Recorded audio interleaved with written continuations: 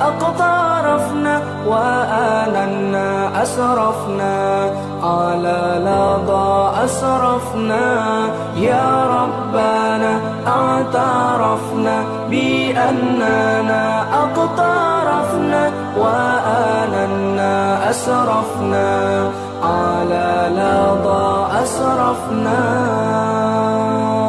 فتب علينا توبة تغسل لكل حوبة واستر لنا العورات وآمن الروعات فتب علينا توبة تغسل لكل حوبة واستر لنا العورات وآمن الروعات يا ربنا اعترفنا بأننا أقترفنا وآننا أسرفنا على لظى أسرفنا يا ربنا اعترفنا بأننا أقترفنا وآننا أسرفنا على لظى أسرفنا واغفر لوالدينا ربي ومولودينا والآل والإخوان وسائر الخلان واغفر لوالدينا ربي ومولودينا والآل والإخوان وسائر الخلان يا ربنا اعترفنا بأننا أقترفنا وآننا أسرفنا على لظى أسرفنا يا ربنا اعترفنا بأننا أقترفنا وآننا أسرفنا على لظى أسرفنا فضلا وجودا منا لا باكتساب منا بالمصطفى الرسول نحظى بكل سول فضلا وجودا منا لا باكتساب منا بالمصطفى الرسول نحظى بكل سول يا ربنا اعترفنا بأننا أقترفنا وآننا أسرفنا على لظى أسرفنا يا ربنا اعترفنا بأننا أقترفنا وآننا أسرفنا على لظى أسرفنا يا ربنا اعترفنا بأننا أقترفنا وآننا أسرفنا أعوذ بالله السميع العليم من الشيطان الرجيم بسم الله الرحمن الرحيم يا أيها الذين آمنوا لا تسألوا عن أشياء إن تبد لكم تسؤكم وإن تسألوا عنها حين ينزل القرآن تبد لكم عفى الله عنها والله غفور حليم قد سألها قوم من قبلكم ثم أصبحوا بها كافرين ما جعل الله من بحيرة ولا سائبة ولا وصيلة ولا هام ولكن الذين كفروا يفترون على الله الكذب وأكثرهم لا يعقلون وإذا قيل لهم تعالوا إلى ما أنزل الله وإلى الرسول قالوا حسبنا ما وجدنا عليه آباءنا أولو كان آباؤهم لا يعلمون شيئا ولا يهتدون يا أيها الذين آمنوا عليكم أنفسكم لا يضركم من ضل إذا اهتديتم ila Allahi marji'ukum jami'an fayunabbi'ukum bima kuntum ta'malun. Sadaqallahul azim. Wahai orang-orang yang beriman, janganlah kamu bertanyakan kepada Nabi perkara-perkara yang jika diterangkan kepada kamu akan menyusahkan kamu. Dan jika kamu bertanya mengenainya ketika diturunkan Al-Quran, tentulah akan diterangkan kepada kamu. Allah maafkan kamu dari kesalahan bertanyakan perkara-perkara itu yang tidak dinyatakan dalam Al-Quran. Kerana Allah Maha Pengampun lagi Maha Penyabar. Sesungguhnya perkara-perkara yang serupa itu pernah ditanyakan kepada Nabi mereka oleh suatu kaum dahulu sebelum kamu. Kemudian mereka menjadi kafir dengan sebab pertanyaan itu. Kerana setelah diterangkan mereka tidak menerimanya. Allah tidak sekali-kali mensyariatkan bahirah, tidak juga saibah, tidak juga wasilah, dan tidak juga ham. Akan tetapi orang-orang kafir itu sentiasa mengada-ngadakan perkara dusta terhadap Allah. Dan kebanyakan mereka tidak menggunakan akal fikirannya. Dan apabila dikatakan kepada mereka, marilah menurut kepada apa yang diturunkan oleh Allah, yakni Al-Quran, dan kepada Rasulnya yang menyampaikannya, mereka menjawab, cukuplah bagi kami apa yang kami dapati datuk nenek kami mengerjakan. Adakah mereka akan menurut juga sekalipun datuk nenek mereka tidak mengetahui apa-apa dan tidak pula mendapat hidayah petunjuk? Wahai orang-orang yang beriman, jagalah sahaja diri kamu dari melakukan sesuatu yang dilarang oleh Allah. Orang-orang yang sesat tidak akan mendatangkan mudarat kepada kamu. Apabila kamu sendiri telah mendapat hidayah petunjuk, taat mengerjakan suruhan Allah dan meninggalkan larangannya.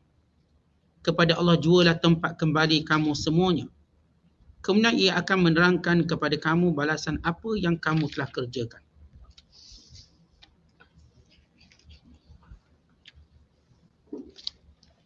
Ayat 101 sehinggalah ayat 105 dalam suratul Ma'idah, surah yang kelima, juzuk yang ketujuh, yang kita akan tafsirkan pada malam ini. Kalau sebelum ini, ayat yang berkait tentang kemuliaan Makkah, kemuliaan Tanah Haram, kemuliaan Kaabah, dan juga kemuliaan binatang-binatang korban, serta segala hukum hakam yang Allah Ta'ala perintah dan turunkan. Kesemua perintah dan larangan Allah Ta'ala itu untuk masalah manusia. Dan para Nabi, khususnya Nabi Muhammad SAW, berperanan untuk menyampaikan sahaja perintah Allah. Maka urusan kesudahannya ialah di tangan Allah Subhanahu Wa Ta'ala. Kemudian Allah Ta'ala menjelaskan tidak sama yang baik dan yang buruk. Sekalipun yang buruk itu lebih banyak. Yang diharamkan walau bagaimana keuntungan, walau bagaimana faedah, walau bagaimana kemuliaan yang diperolehi dengan yang haram, ia akan gugur layu. Ia akan dibawa arus dan akan binasa dan hancur. Manakala yang baik walaupun sedikit akan kekal. Berkekalan dunia dan akhirat. Maka ayat yang kita bacakan ini bila Allah Ta'ala menyatakan, Ya ayyuhalladzina amanu, wahai orang yang beriman. Maka sesudah ada perkataan wahai orang beriman, maka ada satu perintah atau larangan. Pada ayat ini ada larangan. Allah berfirman, La tas'alu an asya'. Jangan kamu bertanya akan sesuatu. Di sini ialah larangan bertanya. Sedangkan kita mengetahui bertanya itu bukankah ia digalakkan untuk mengetahui, untuk kita mengerjakan sesuatu untuk menjadikan perkara itu lebih jelas. Tetapi perkataan jangan bertanya di sini ada beberapa sebab dan beberapa perkara yang perlu kita fahami. Bila Allah menyatakan la tas'alu an asya', jangan tanya apa sahaja. Asya' artinya apa sahaja yang berkait dengan hukum hakamnya, halal haramnya, yang berkait dengan boleh tak bolehnya atau sah tidak sah, jangan kamu tanya lagi. In tubdalakum tasukkum. Kerana bila zahir hukumnya, ia mungkin membebankan kamu. Ketika mana kamu tak tanya, dia tidak membebankan kamu. Bila ke mana kamu bertanya dan kamu cuba mencari jawapan, maka ia membebankan kamu. Wa in tas'alu anha, tetapi sekiranya kamu bertanya, hina yunazzal Quran, ketika mana Al-Quran diturunkan. Artinya soalan kamu tadi memang Al-Quran turun ayat tadi. Maka kata Allah, tubalakum, maka zahirlah hukum hakamnya, afallahu anha, maka yang ni Allah maafkan. Maksudnya jangan sebab kamu tanya maka turun ayat. Yang sebab kamu bertanya. Wallahu ghafurun halim, Allah itu pengampun lagi maha lembut penyabar. Qad sa'alaha qaumun min qablikum summa asbahu biha kafirin. Kerana dahulu ada kaum yang suka bertanya kepada nabi-nabi dan rasulnya, kemudian mereka mengingkari perintahnya. Baik, persoalan bertanya di sini. Perkataan la tas'alu memberi maksud tanya, memberi maksud meminta, juga memberi maksud bagi untuk menjelaskan sesuatu perkara. Dan perkara yang ditanya ini kadang-kala perkara yang tidak perlu, kadang-kala perkara perlu. Kadang-kala ditanya hanya untuk tidak mau mengikuti. Kadang-kala ditanya hanya untuk mempermain-mainkan. Kadang-kala ditanya bukanlah untuk mentaati, tapi mencari helah yang lain pula. Umpama contoh begini, tuan-tuan sekalian, contoh. Kalau kita kata, jom esok saya nak ajak awak pergi ke Kuala Lumpur. Maka dia pun tanya, pukul berapa nak pergi? Kata pukul 4, pukul 4 saya tak boleh. Pukul 6 pun saya tak boleh. Dia tanya tadi untuk dia terus cari alasan supaya dia kata tak jadi. Satu. Yang kedua tanya tadi ialah untuk mempermain-mainkan. Bila mereka tahu Nabi SAW akan turun wahyu setiap pertanyaan, lalu mereka main-mainkan. Mereka bertanya, ayah saya dalam syurga ke dalam neraka? Ya Rasulullah, siapa nama ayah saya, moyang saya, nenek saya? Ya Rasulullah, tahu tak mana barang saya hilang, kat mana hilang? Maka ditanya tentang benda-benda yang tidak perlu, yang bukan tugas para Nabi dan Rasul. Sebagaimana Bani Israel dahulu bertanya kepada Musa, meminta kepada Musa untuk tengok Tuhan, untuk naik ke langit, untuk melihat perkara-perkara yang sebenarnya tak dibolehkan. Sebagaimana mereka meminta macam-macam, meminta hidangan dari langit. Lalu kata Nabi Allah Isa, kalau kamu kufur, teruk kamu. Dan Musa juga berkata begitu, kalau kamu kufur sesudah turunnya mukjizat ini, maka azab Allah itu pedih. Mereka minta kononnya untuk menguatkan iman. Bila turun, mereka kufur, mereka ingkar. Akhirnya Allah turunkan bala pada mereka. Bila mereka minta sesuatu, bukanlah untuk mengamalkan, tetapi untuk mempermainkan Nabi dan Rasul. Ataupun untuk sahaja mereka cari alasan. Umpamanya bila Nabi Musa menyuruh supaya menyembelih lembu. Lalu mereka tanya lembu macam mana? Bila disebut lembu tadi, lembu yang tiada yang sifatnya macam ni. Yang bukanlah muda sangat, bukanlah tua sangat. Awanun baina dzalik. Artinya sederhana. Mereka tanya pula warnanya apa. Mereka tanya tadi bukan untuk tahu sifat lembu. Tetapi mereka mempermainkan Nabi Musa AS. Dan mereka seperti mempelekehkan penyelesaian Nabi Musa. Nabi Musa kata nak selesaikan masalah pusaka, waris yang mati tadi tak tahu siapa yang membunuhnya, maka kamu kena sembelih lembu. Mereka menyangka Musa mempermainkan mereka, lalu mereka cuba permainkan Musa dengan soalan. Akhirnya setiap kali mereka tanya, jawapannya lagi berat untuk mereka buat. Sehingga hampir tidak jumpa lembu tersebut, melainkan ada seorang sahaja yang memiliki lembu dengan harga yang mahal yang tidak mereka mampu. Maka ini gambaran. Kalau kita lihat sebab turun ayat ini. Larangan bertanya ialah larangan bertanya untuk menguji. Atau larangan bertanya untuk mempermainkan Nabi SAW. Atau memperbodoh-bodohkan dengan soalan tersebut. Adapun kalau soalan pertanyaan untuk faham, untuk meminta petunjuk akan penjelasan, penerangan atas beberapa hukum hakam, maka ia dibenarkan. Satu hari, Nabi SAW sedang berkhutbah. Tiba-tiba bangun seorang lelaki berkata, Man abi? Wahai Rasulullah, siapa ayah saya? Dia tanya benda yang tak munasabah. Rasulullah khutbah Jumaat, dia tanya ayah saya nama apa? Lalu jawab Nabi SAW, fulan ayah kamu nama sekian. Maka turun ayat ini, la tas'alu an asya'. Jangan tanya benda tak penting.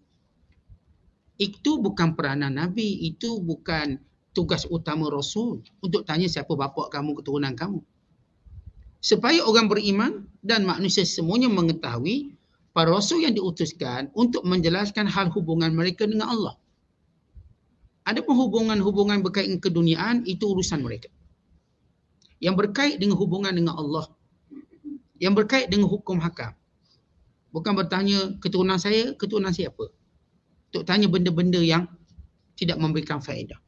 Diriwayatkan juga daripada Ibnu Abbas, kana qaumun yas'aluna Rasulullah sallallahu alaihi wasallam istihza'an fa yaqulu rajul. Ada segelintir orang kalangan yang lemah iman dan munafik bertanya macam-macam kepada Nabi sallallahu alaihi wasallam untuk mempersendakan Rasulullah. Sebab bila Nabi tak dijawab, maka ini alasan untuk kata tengok Nabi pun tak tahu. Untuk menghina, merendahkan baginda sallallahu alaihi wasallam. Lalu mereka bertanya, salah seorang bertanya, man abi, siapa ayah saya? Dan seorang lagi bangun bertanya. Dia kata, unta aku hilang. Kat mana unta aku hilang? Ditanya pada Nabi SAW. Unta hilang. Maka Allah Ta'ala turunkan ayat ini. Wahai orang beriman, jangan kamu bertanya sesuatu untuk mempermainkan, untuk memperbodohkan diri kamu sendiri. Diriwayatkan daripada Anas juga, bahawa Nabi SAW bersabda, ketika mana orang ni tanya macam-macam, Nabi kata, fawallahi la tas'aluni an syai'in illa akhbartukum bihi ma dumtu fi maqami hadha. Demi Allah, kalau betul kamu memang nak tanya macam-macam, kamu tanya. Demi Allah, aku akan menjawabnya selagi mana aku berada di sini. Rasulullah dah marah kepada orang tanya macam-macam. Padahal mereka tahu baginda sallallahu alaihi wasallam bukan untuk ditanya tentang hal itu. Mereka cuma patut mematuhi baginda sallallahu alaihi wasallam dan menunggu setiap perintah Allah yang datang, sebab setiap perintah itu dengan peringkat-peringkatnya. Kerana Rasulullah SAW tidak mahu ada bebanan yang datang sebelum waktunya. Kerana itu Rasulullah tak beritahu sehingga turun ayat baru Nabi tahu. Banyak hukum-hukum yang baginda SAW tak beritahu lagi sebagai satu rahmat. Untuk sampai waktunya akan datangnya pengharaman, datangnya larangan tersebut. Tapi ada yang tergesa-gesa. Sebagian kata, wahai Muhammad, bila kita nak perang ni? Bila diwajibkan perang, bila kita nak perang? Ya Rasulullah, bila kita nak sedekah ni? Tak ada perintah sedekah. Bila diturunkan ayat sedekah, mereka tak nak sedekah. Tapi bila mereka minta, seolah-olah mereka yang paling laju minta. Mendesak hukum.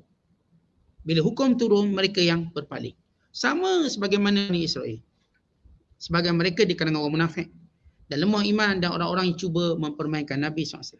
Kata baginda SAW, demi Allah, tanyalah apa kamu nak tanya, aku tak akan bergerak daripada tempat ini sehingga aku jawab semuanya. Maka seorang lelaki bangun bertanya, aina madkhali ya Rasulullah? Wahai Rasulullah, aku ni syurga ke neraka? Nabi kata dalam neraka. Nak tanya sangat, kamu dalam neraka. Seorang lagi bangun, nama Abdullah. Dia kata, ya Rasulullah, siapa bapa aku? Jawab Nabi SAW, ayah kamu ialah Huzafah. Huzafah, ayah kamu. Kan orang ni dikeliru bapa dia ni. Padahal kalau ditutup hal bapaknya tak aib. Adakah dia anak luar nikah ke anak siapa? Dia keliru. Hal itu berkait dengan maruah, patut dia diam, tak perlu ditanya. Tapi dia cuba tanya depan-depan orang, akhirnya malu dia. Kamu anak Huzafah. Yang seorang tanya, saya syurga ke neraka? Kamu dalam neraka. Padahal benda itu tak perlu ditanya-tanya. Tak penting bagi dia untuk ditanya selain dia beramal dan mentaati Allah. Diriwayatkan ketika mana Nabi SAW bersabda, ayuhan nas, qad faradallahu alaikumul hajj, fahujju. Faqala rajulun akullu ami ya Rasulullah. Fasakata hatta qalaha thalathan. Faqala Rasulullah sallallahu alaihi wasallam, law qultu na'am la wajabat, walau wajabat lamma istata'tum. Wa fi riwayatin fa anzalallahu hadhihi al-ayah. Rasulullah berkata, Allah mewajibkan kepada kamu haji, maka tunaikan haji.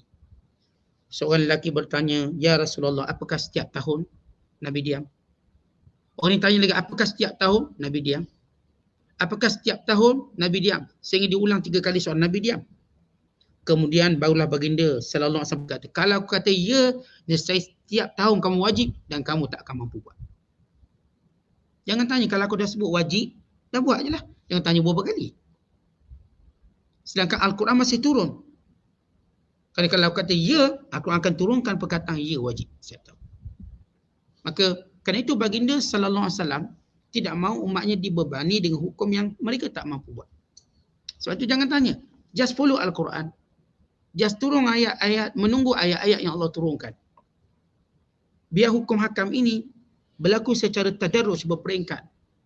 Bukan kerana kamu tanya itu, tanya ini, sehingga kamu diwajibkan sesuatu yang kamu tak mampu melakukannya. Sebab itu Rasulullah SAW tidak cenderung menjawab soalan yang tidak perlu. Atau soalan yang mungkin membebankan. Dan diriwayatkan tentang hadis yang pelbagai tentang masalah ini. Ada yang kerana bertanya tentang haji, ada yang bertanya tentang persoalan-persoalan, bukanlah satu kepentingan untuk mereka mengetahui. Maka secara kesimpulannya, bila Allah kata wahai orang beriman yang membenarkan Allah dan Rasul, jangan kamu tanya sesuatu yang gaib, sesuatu yang tersembunyi, sesuatu yang tidak ada faedah bagi kamu, atau sesuatu yang terlalu detail dalam agama kamu. Kerana Allah Ta'ala mendiamkan, tidak menurunkan wahyu untuk meringankan kamu. Sebab itu kita dapati Al-Quran, dia tidak menjelaskan hukum hakam semuanya. Secara umum. Apa yang didiamkan sebagai satu rahmat, maka berlaku kekhilafan ulama, maka dia satu rahmat. Kalau Al-Quran cerita semua benda, maka sukar. Sukar. Bila kita ambil contoh, misalnya dalam satu hukum. Maka hukum tadi Al-Quran cuba menyebut secara umum. Atau sebagian hukum tidak disebut. Tidak disebut secara jelas. Maka para ulama cuba ijtihad, akhirnya keluar khilaf ulama. Ada yang kata boleh, ada yang kata tak boleh, ada yang kata boleh bersyarat. Maka setiap orang boleh mengambil pandangan ulama-ulama tadi berdasarkan kepada maslahat dia, berdasarkan kepada kepentingan diri dia waktu itu. Maka dengan cara ini memudahkan dia. Umpama kita katakan persoalan binatang-binatang yang boleh dimakan dan tak boleh dimakan. Al-Quran tidak menyebut semua. Al-Quran cuma menyebut secara umum bangkai yang mati, tidak disebut nama Allah. Binatang yang mati kerana belaga, jatuh daripada tempat tinggi, yang mati kelemasan. Maka disebut. Dia tak sebut seekor-seekor binatang. Nama-namanya, tidak. Kalau nama yang disebut, cuma disebut daging babi. Maka yang lain tinggal kekhilafan untuk diijtihad oleh para ulama. Dan perbezaan ini satu rahmat pada satu tempat. Umpamanya kita katakan bila kita melihat hukum makan binatang. Ada makanan tu dalam mazhab kita tak boleh makan. Dalam mazhab lain boleh makan. Maka kesesuaian dengan tempat tadi dengan makanan-makanan tadi. Ada mazhab yang saya katakan membenarkan kita memakan bangkai yang bernama ikan. Boleh. Dalam mazhab kita, ikan walaupun mati terapung boleh. Dalam mazhab Abu Hanifah, ikan kalau mati terapung dan berbau, kalau dia tafiyah alal ma', dia tak boleh makan. Sebagai satu contoh. Dalam mazhab kita, apa pun yang berada di laut itu halal dimakan. Setengah mazhab kata, apa yang di daratnya haram, maka di lautnya haram. Artinya kalau singa laut, maka diharamkan. Sebagaimana diharamkan di darat, namanya singa, dan laut pun jadi haram. Yang dinamakan anjing laut. Di daratnya ia haram, maka di laut pun dengan nama tadi dia haram. Maka di situ kita lihat bila Allah mendiamkan benda itu, Allah tak cerita benda itu. Maka datang ulama untuk berijtihad. Habis ulama bincang benda itu salah. Tak salah sebab wahyu sudah tamat. Yang salahnya ketika benda itu Quran masih diturunkan, maka jadi satu hukum sehingga membebankan kamu. Artinya ada dua kategori bertanya yang dilarang. Satu yang bertanya benda yang tak ada faedah untuk mempermainkan, untuk mempelekehkan, untuk memperbodohkan, maka ini diharamkan. Satu lagi bertanya untuk penjelasan. Tapi bertanya ketika mana Al-Quran masih turun, ini tidak digalakkan. Biar Al-Quran yang menjelaskan. Biar Al-Quran yang menjelaskan tentang hukum tersebut. Kamu sabar sehingga sampai peringkatnya.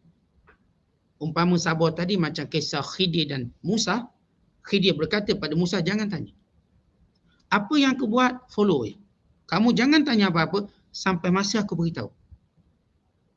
Kenapa Khidir tak nak beritahu awal-awal? Untuk ajar satu disiplin, dan cara disiplin ini akan menjadi suatu kemudahan dalam kita melakukan sesuatu. Kalau kita banyak tanya, akhir sekali tak jadi. Tak jadi nak buat benda tu atau tak bersemangat nak buat benda tu. Umpamalah kalau orang nak bisnes. Dia punya tanya banyak, untung banyak mana, rugi banyak mana, marketing, akhirnya tak bisnes. Sebab dia ni macam tak boleh pergi ni. Tapi kalau dia tanya simple je, bisnes, okey, boleh untung. Dia pun masuk. Maka dia akan meneruskan keinginan dia. Tapi kalau tanya banyak sangat, contoh orang nak kahwin. Nak kahwin ni, dia pun tanya. Dia tanya hal perempuan ni, passion tanya hal perempuan ni. Perempuan ni pandai masak? Pandai. Asam pedas? Pandai. Ikan goreng? Pandai. Ikan golek? Dia tanya semua. Dia suka bagi dia. Padahal benda tu boleh belajar je, bukan susah. Pakai je Thermomix. Thermomix. Benda tu tengok je, kita katakan resepi tu. Tapi nak tahu semua. Kemudian tanya, ni tidur berdengkur tak? Kuat tak dengkur dia? Berapa dia punya skala Higgs, dia punya kekuatan dengkur dia. Dia tanya semua, dia tak kahwin. Sebab ada benda, tak payah tanya, terima kekurangan tu. Sebab kekurangan tu boleh baiki. Perempuan pula tanya, laki ni kerja apa? Pergi pukul berapa? Balik pukul berapa? Cuti berapa kali seminggu?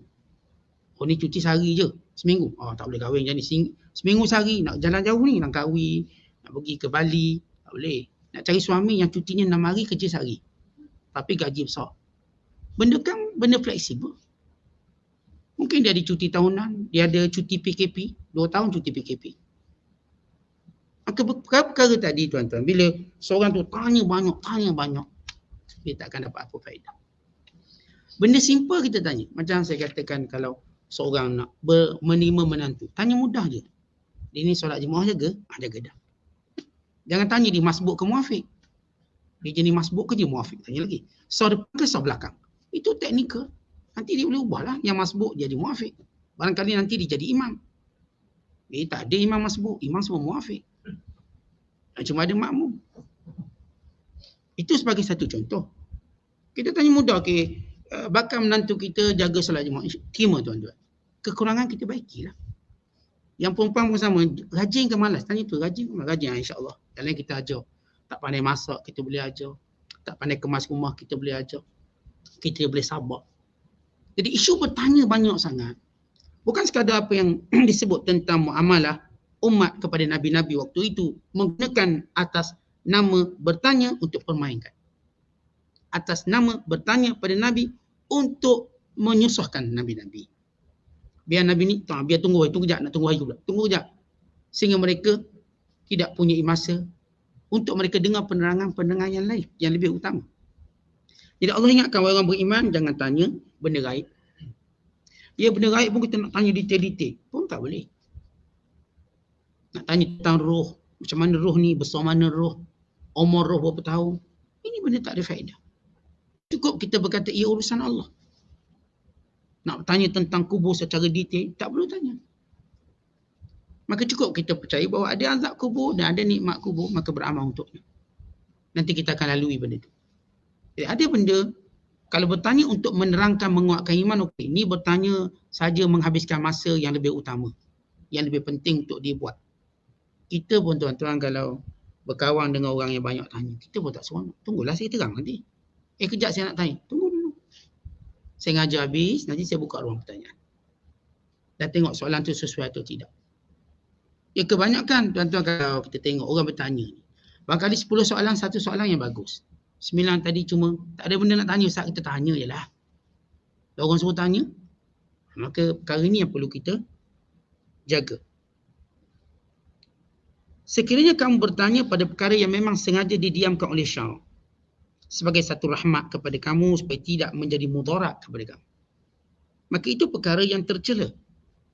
Tetapi kalau sekiranya perkara tadi memang bagus, maka okey. Dalam hadis Nabi SAW menyatakan, innallaha harrama alaikum uquqal ummahat wa wa'dal banat wa man'an wahad wa kariha lakum thalasan qila wa qala wa kasratas su'al wa idha'atil mal. Maksudnya Allah mengharamkan kepada kamu derhaka pada 2 ibu bapa, derhaka pada ibu-ibu kamu, dan menanam bayi-bayi perempuan, dan melarang dan mencegah dalam pemberian dan sedekah. Dan Allah benci 3 perkara. Qila wa qala, iaitu sesuatu yang kamu tak tahu sumbernya bila kamu bercakap. Ada orang kata. Siapa kata? Tak tahu, ada orang kata. Dikatakan. Maka Allah benci benda itu. Dan banyak soal jawab. Banyak tanya. Dan idha'atul mal, membazir harta benda. dibenci oleh Allah Subhanahu Wa Taala.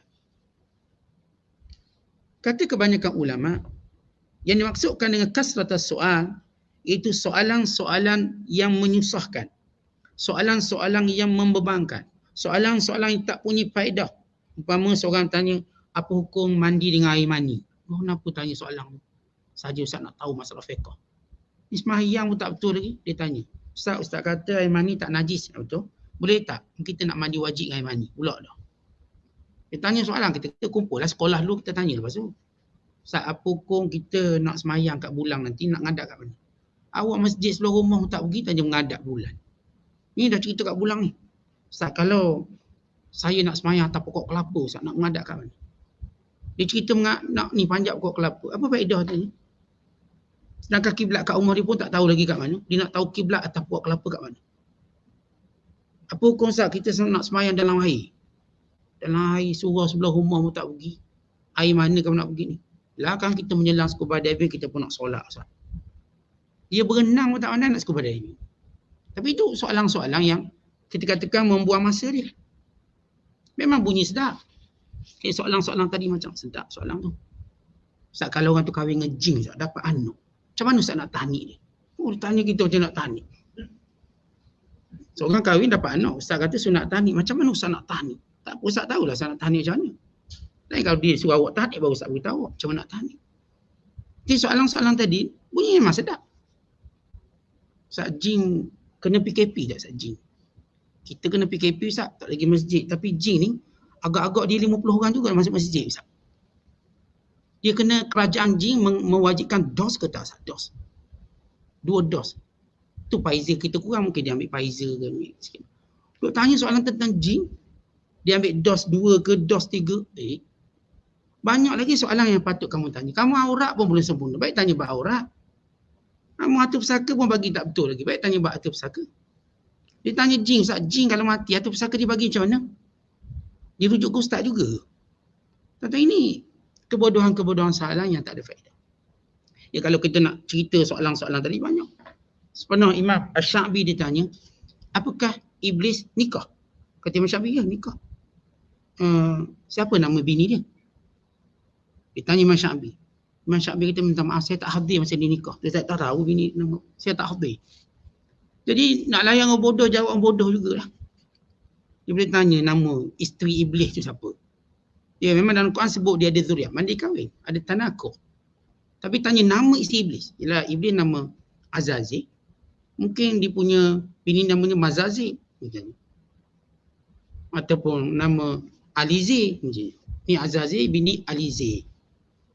Kata Imam Syafi'i, maaflah saya tak hadir masa dia menikah. Dia tak jemput. Senang ayat dia macam tu. Jadi kalau cerita orang tanya soalan-soalan macam ni tuan-tuan, kita buang masa banyak. Baik kita tanya soalan-soalan yang pertama berkait dengan kita. Sama ada muhasabah diri, memperbaiki diri, melengkapkan diri. Tanya kita, tengok diri kita, apa kurang kita ni dalam beragama. Tanya soalan, Ustaz, macam mana saya nak istiqamah solat Jumaat, solat berjemaah. Ustaz, macam mana saya nak bangun qiyamul lail siap. Itu soalan yang baik. Berkait dengan kita. Ustaz, macam mana saya nak bahagiakan isteri saya? Macam mana saya nak bahagiakan suami saya? Ustaz, macam mana saya nak dapat zuriat-zuriat yang baik? Saya boleh didik dengan baik. Ustaz, macam mana saya nak tangani masalah anak-anak tak dengar cakap? Itu faedah. Tapi kita banyak tanya orang lain, Ustaz nak tanya kenapa dia bercerai Ustaz? Apa kaitan Ustaz pula? Dia bercerai rumah tangga dia, bukan rumah tangga kita. Tanya tentang kita, tanya muhasabah diri kita, tanya perkara baiki diri kita, tanya perkara yang melengkapkan diri kita. Maka dengan soalan tadi kita boleh masuk syurga.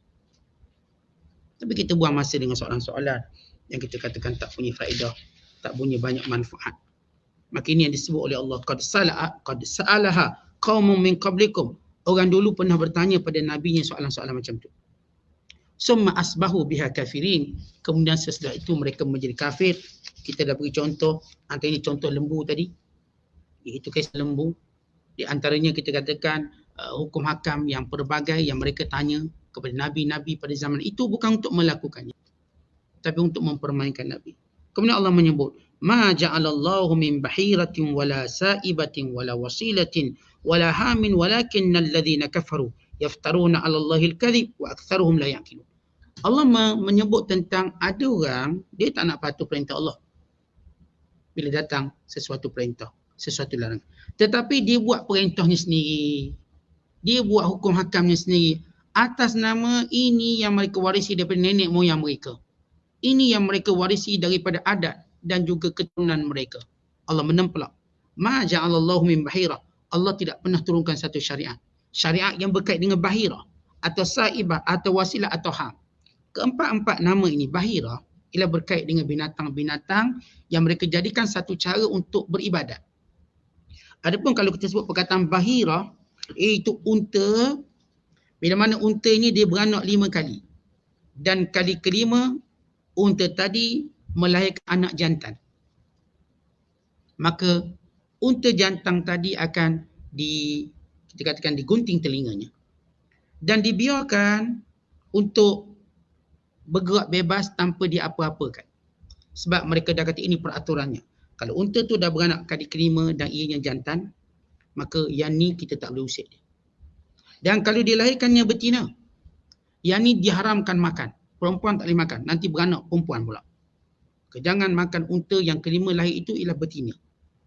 Maka unta betina tadi gunting telinganya. Ini disebut sebagai bahira dan dia bergerak bebas tanpa boleh diusik. Ini pantang larang mereka.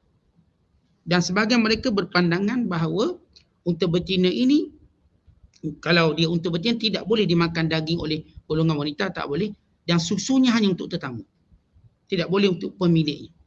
Dan bila menyebut tentang saibah, iaitu unta nazar. Bila mereka bernazar unta itu untuk berhala, mereka biarkan unta itu tanpa diusik. Jangan ditunggangnya, jangan dibebankan dengan apa. Biar dia bergerak menuju ke rumah-rumah berhala, mendekati para yang duduk di dalam rumah berhala. Ini saibah. Dan juga wasilah. Wasilah ni kambing. Di mana kambing ni beranak kembar. Kembar. Bila sampai kembar yang ke-6. Kalau kembar tadi jantan betina, yang betina dia akan namakan wasilah. Dan yang betina ini tidak boleh diusik, tidak boleh diganggu. Manakala kalau jantan, maka dia tidak boleh digunakan untuk disembelih kepada berhala. Itu disebut wasilah. Dan walaham. Ham itu unta. Unta jantan yang telah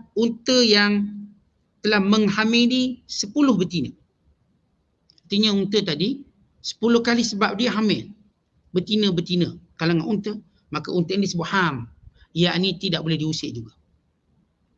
Jadi kita dah sebut tentang perintah makan, minum, yang tak makan, yang tak boleh dimakan, yang boleh dimakan, yang boleh diburu, yang tak boleh diburu. Maka tiba-tiba datang amalan khurafat jahiliah yang meletakkan hukum boleh makan, tak boleh makan. Boleh minum, tak boleh minum. Boleh ambil ataupun tak boleh ambil. Maka ini mencabar syariat Allah. Tidak ada pensyariatan halal dan haram melainkan daripada Allah. Kalau dalam budaya Arab jahiliah, mereka mengharamkan makan sesuatu, minum sesuatu daripada unta, daripada kambing dengan apa yang mereka namakan sebagai bahira, saibah, wasilah, ham, iaitu keadaan unta tertentu atau kambing tertentu bila melahirkan anak. Ini anak 5, ini dah buntingkan 10. Jangan diusik, jangan dimakan, jangan diganggu, jangan itu, jangan ini. Mereka letakkan hukum pengharaman secara sendiri, lalu mereka nisbahkan kata Tuhan kata tak boleh. Kata Allah, semenjak bila aku kata tak boleh? Bila diminta mereka mengikut perintah Allah, mereka kata ginilah kami nak ikut datuk nenek moyang kami. Tuan-tuan, ayat ini apa yang kita faham? Bila kita nak tahu yang halal dan haram itu apa yang Allah Ta'ala tetapkan.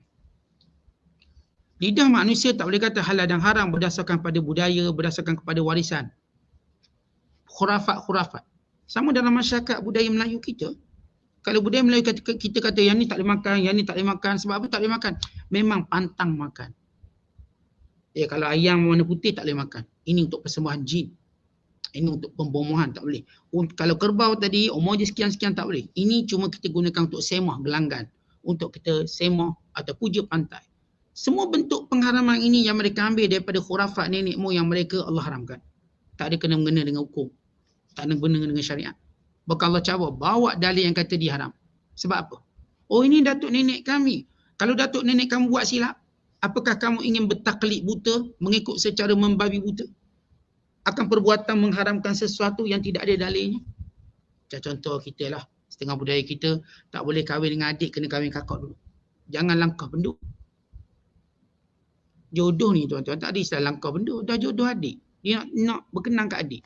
Tak boleh start kakak dia kecil hati, jadi tak boleh kahwin. Sampai kakak dipinang dulu, barulah adik dia boleh kahwin. Ini undang-undang mana pakai? Kami pakai, kami turun-temurun, ini memang adat kami, budaya kami. Bahawa adik tak boleh kahwin sebelum kakak kahwin. Kalau dia bertegas juga kena bayar ufti. Oh, ufti pula. Ya, kena bayar denda. Dendanya apa yang dia beri pada adik tadi, dia beri pada kakak.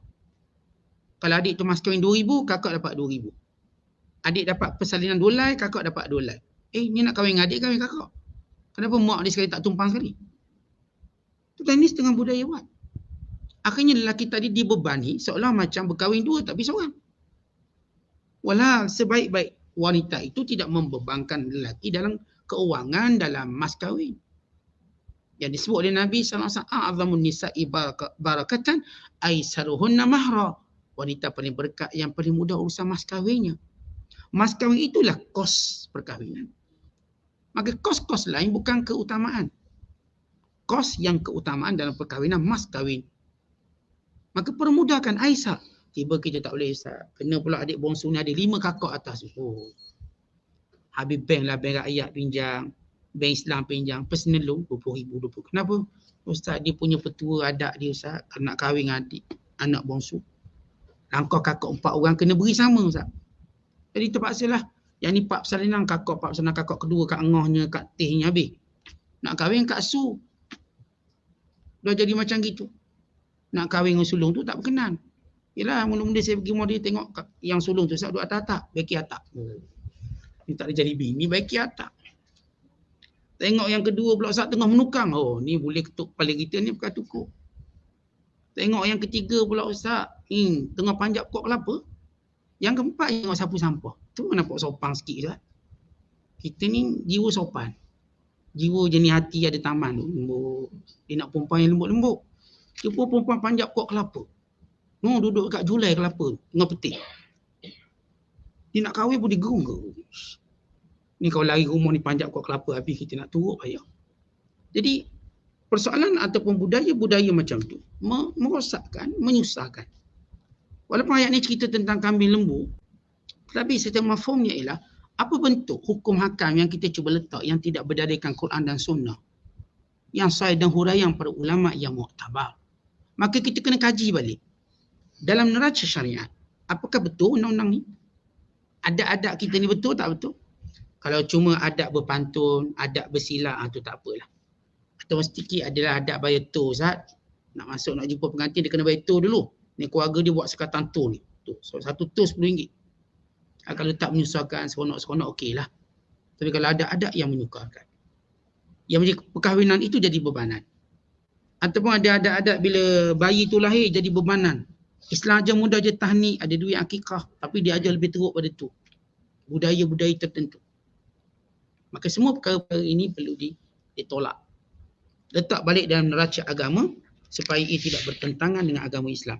Sebab itu Allah Ta'ala menyatakan, awalau kana aba'uhum la ya'lamuna syai'an wa la yahtadun. Kalaulah bapa-bapa mereka, nenek moyang mereka, yang mereka ikut ni tak ada akal, tak ada ilmu, apakah mereka turut ingin menjadi macam begitu? Tuan-tuan, ayah ni perangai dia nak suruh anak dia lebih baik pada dia. Dan kita pula anak kita nak jadi lebih baik pada ayah kita. Itu normal. Maka yang patut menjadi perkara keutamaan ialah kita nak agama anak kita lebih baik pada agama kita. Pegangan agama. Jadi kalau saya ayah, memang saya nak anak-anak saya lebih cemerlang pada saya. Kalau saya belajar tinggi, saya nak suruh anak saya tinggi lagi. Kalau saya belajar tingkat 5, dia biar belajar atas bumbung. Tinggi umpama dia. Kalau saya kerja gaji 10 angka, saya nak anak saya 30 angka. Itu material. Tapi yang lebih utama agama. Kalau agama saya, Masya Allah, saya rajin berjemaah, saya nak anak saya lebih rajin pada saya. Lebih hebat pada saya agama. Jadi kalau saya tahu hukum hakam, anak saya biar lebih tahu hukum hakam. Biar betul hukum hakam dibuat. Bukan perkara-perkara yang tidak ada dalil yang kuat. Tapi anak saya pegang lebih kuat. Begitu kita nak wariskan pada anak kita, bukan kita nak warisi kebodohan pada mereka. Jangan ikut nenek moyang kita kalau benda itu salah. Bukan kita menghina nenek moyang, tidak. Itu hal lain. Kita bercakap tentang dalam neraca ilmu. Kalau ada perbuatan mak ayah kita yang silap dari sudut syarak, maka kita kena betulkan. Tanpa kita perlu menghina mereka tak. Kerana mereka, ilmu mereka setakat tu. Manakala kita, Allah lapangkan lagi waktu dan ilmu, maka kita baiki. Tanpa kita menyalahkan mereka, tapi kita tak jadi pak turuk sebagaimana mereka. Maka ini perintah Allah Ta'ala pada kita. Wallahu a'lam bishawab. Assalamualaikum warahmatullahi wabarakatuh.